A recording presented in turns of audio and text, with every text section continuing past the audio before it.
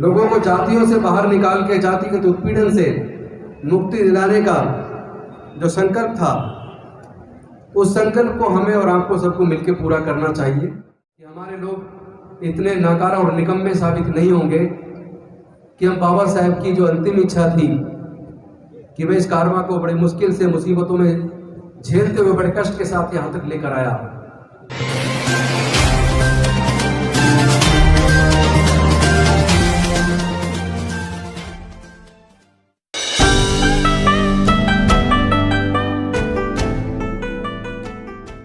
Baba Saheb doctor Bhimrao Ambedkar ji के चरणों में कोटि कोटि नमन करते हुए समाज के सभी ऋषि मुनियों और महापुरुषों के चरणों में कोटि कोटि नमन करते हुए आदरणीय भिक्षु संघ और मंच पे आसीन सभी श्रद्धावान उपासक उपासिकाओं, सामने बैठे हुए सभी उपासक एवं उपासिकाओं, सभी को क्रांतिकारी जय भीम, विनम्र नमोबुद्धाय।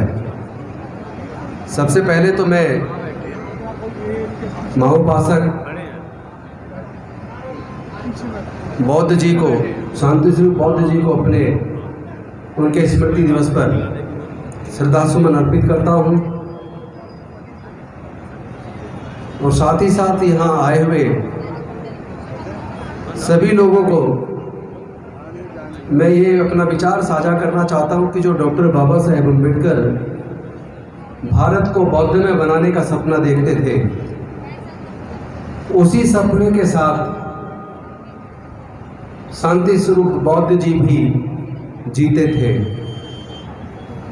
और पूरे देश में, पूरी दुनिया में जाकर उन्होंने बुद्धिज्म को आगे बढ़ाने के लिए, इस समता क्रांति के आंदोलन को आगे बढ़ाने के लिए उन्होंने भी अपना पूरा जीवन लगाया।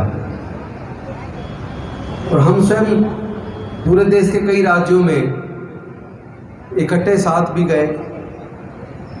और ये जो कोरोना 2 साल पहले आया, जो मेरे छोटे भाई बोल रहे थे कि कोरोना कुछ नहीं था, मैं तो उसका विशेषज्ञ नहीं हूँ, लेकिन इस बीच हमने अपने बहुत लोगों को खोया है और इस बात का हमें दर्द भी है।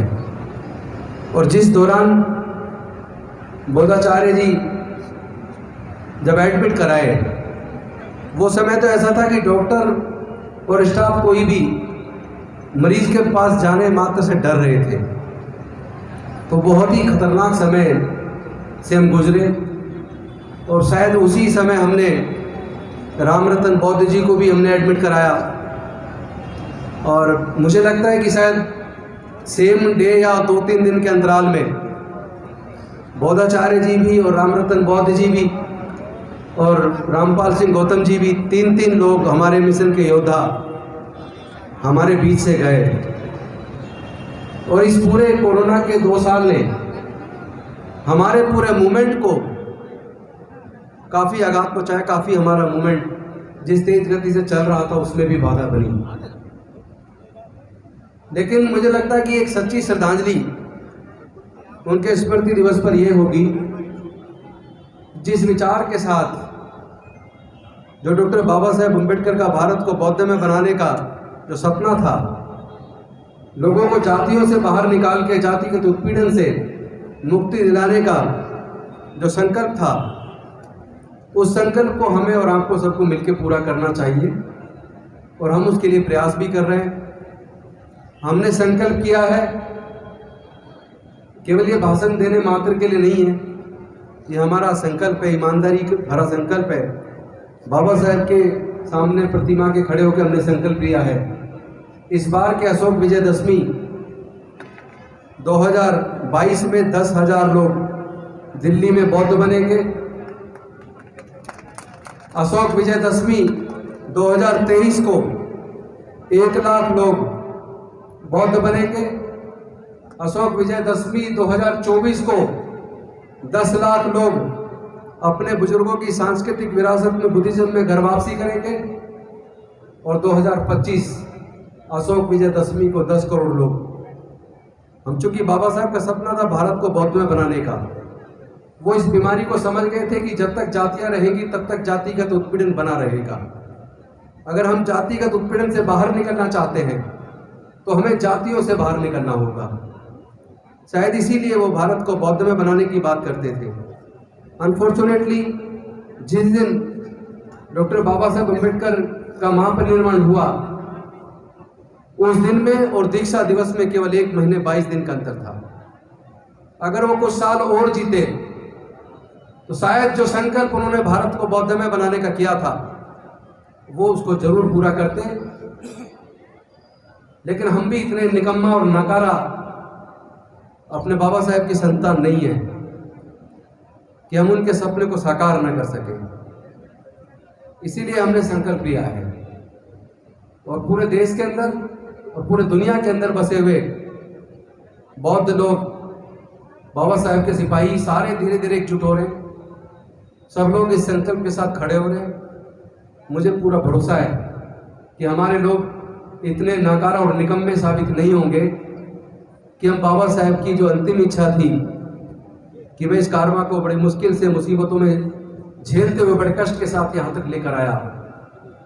उन्होंने कहा था मुझे दुख है कि मुझे मेरे पढ़े लिखे लोगों ने धोखा दिया। उन्होंने कहा था ये मेरा संदेश मेरे लोगों को देना, तो किसी भी सूरत में इसको कारवां को आगे लेकर जाएं और आगे ना ले जा पाए तो कम से कम पीछे ना जाने दे, उसको यहाँ तो रोके रखे।